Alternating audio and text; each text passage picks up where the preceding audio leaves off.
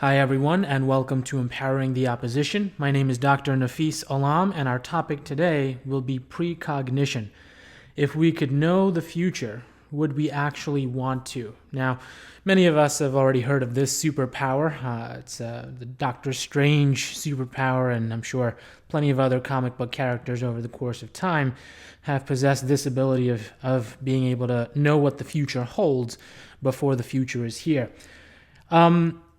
And the general consensus might be, who knows? I mean, I don't know if any polls have been taken on this particular matter, but many people have stated that they would like to know what the future holds. So this way they know what to expect and they know what's going to happen and, things like that.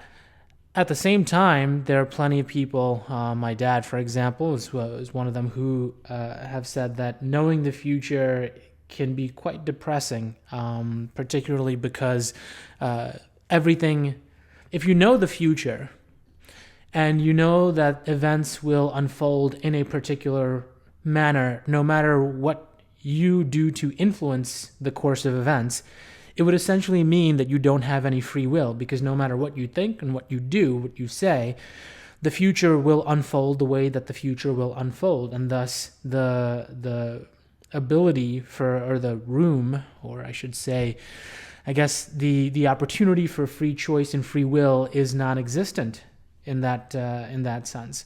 So if you can tell the future, if you know what the future holds, and not be able to influence future events, then that would mean that you do not have control over your own thoughts and actions and ideas. Rather, it's all written and you're just playing the script and you're just acting everything out, which can be quite depressing.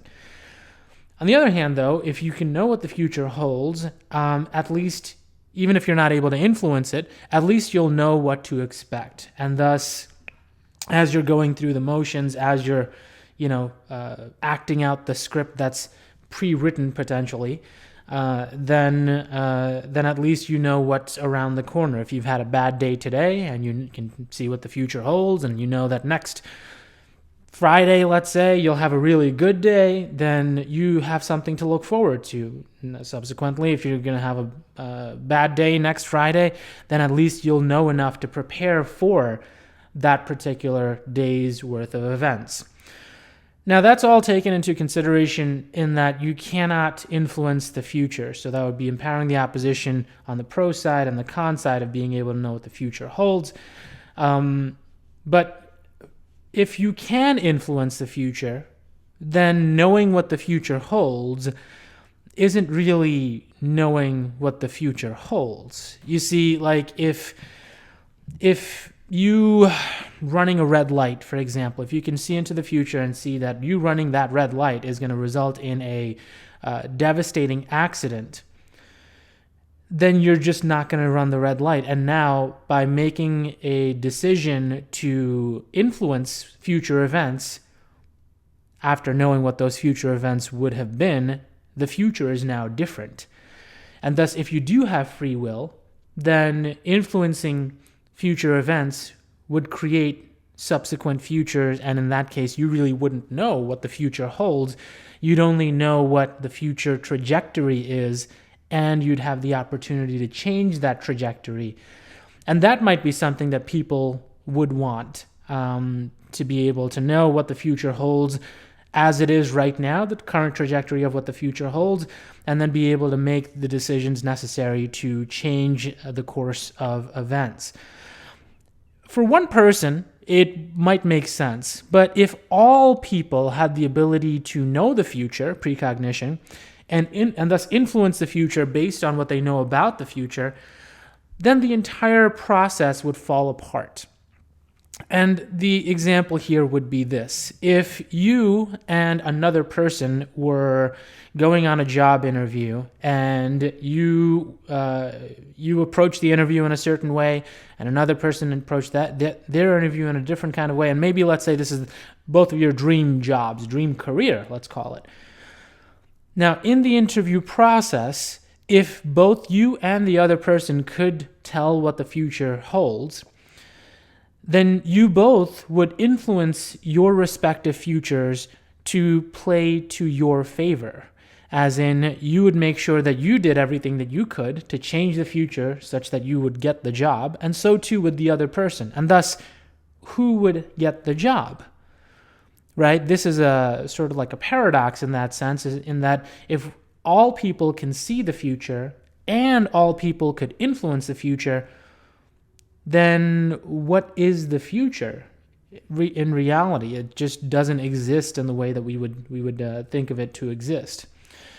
Now, these are all obviously hypotheticals. We can't see into the future for the most part, because there are some arguments around, well, you know what's going to happen. You generally can take data from the past and apply it to the potential for data in the future. For example, you know when sunrise will be tomorrow. You know when sunset will be today. You know this based on past data. You might know what the temperature will be, a temperature range, let's say, for a particular zip code during a particular time frame. Like in May, it's probably going to be warmer in Boise, Idaho than it is in January. How do we know this? Are we looking into May 2021 right now? No, we've collected past data and made educated estimates on the potential for future events. Now, is there a guarantee that May will be warmer than January in Boise, Idaho? We'd like to think so, but there is no guarantee of that. Only a track record that goes back centuries, and thus we can then predict what the likelihood will be in the future. So in some ways, we can already see into the future by the way of data collection, data analysis, predictive statistics, and all that good stuff.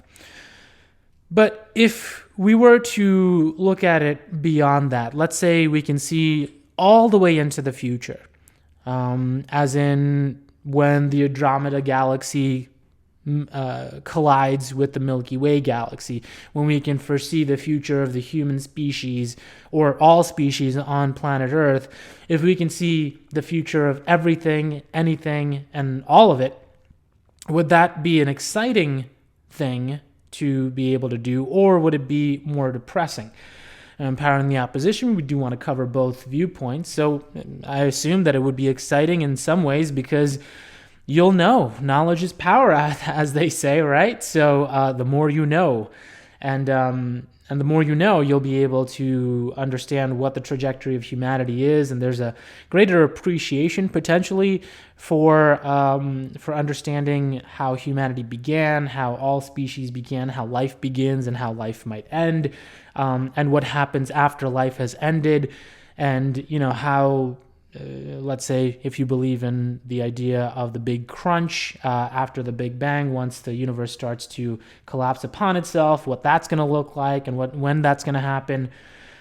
So it might be exciting in that sense. But from the opposing standpoint, perhaps it won't be as exciting as we think it might be, because how depressing is it to know that no matter what we do, no matter how much impact we have, that impact is fleeting, essentially. In the greatest likelihood, humanity will not be around 1 million years from now, at least not in the way that we exist today. And thus, if you can see into the future, then suddenly your scope and your cognitive time frame doesn't go from just your lifespan, which for men I think is about 73 years, and for women it's about 77 or 79 years. Rather, your scope for understanding time goes into centuries and millennia and millions of years. And in that context, you come to realize that the things that you're doing within your lifespan might not carry the amount of weight in the context of 1 million years or 1 billion years. And thus, why would you do anything at all?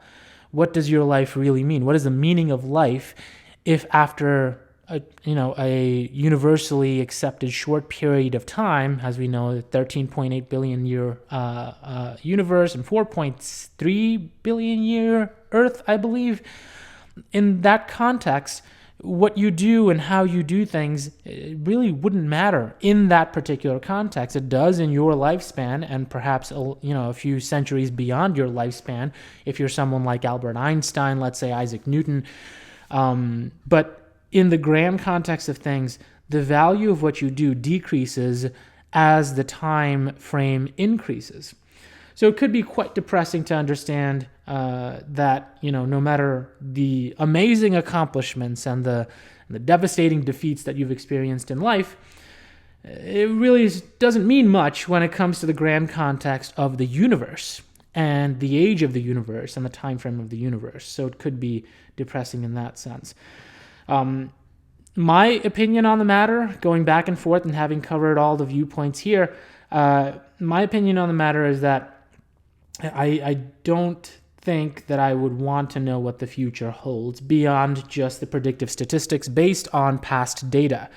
I think the way that the human condition is right now, where we do not have the ability for precognition, is what makes the human condition beautiful. We don't know what's going to happen tomorrow, and thus we wake up with optimism or pessimism, depending on who's listening to this podcast right now.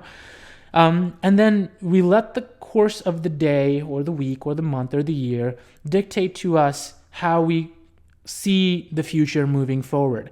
Tomorrow I might have a really bad day, and now all of a sudden my outlook on life and outlook on my lifespan could be altered dramatically based on just one really upsetting event. And although it could be upsetting or even exciting event, the idea that we continue to live forward, we continue to look forward to better days or be pessimistic about future days, I think that's what makes the human condition so beautiful, is that we don't know what's going to happen, yet we're going to find out. We have the sort of ability and the desire to find out what will happen next. And I think that is one of the elements that makes the human condition so beautiful. We don't know what's going to happen, but we look forward to finding out. And that's part of, in my opinion anyway, part of the beauty of human nature. Well, that's all the time we have for today. I'm Dr. Nafis Alam, and this has been Empowering the Opposition. See you next time.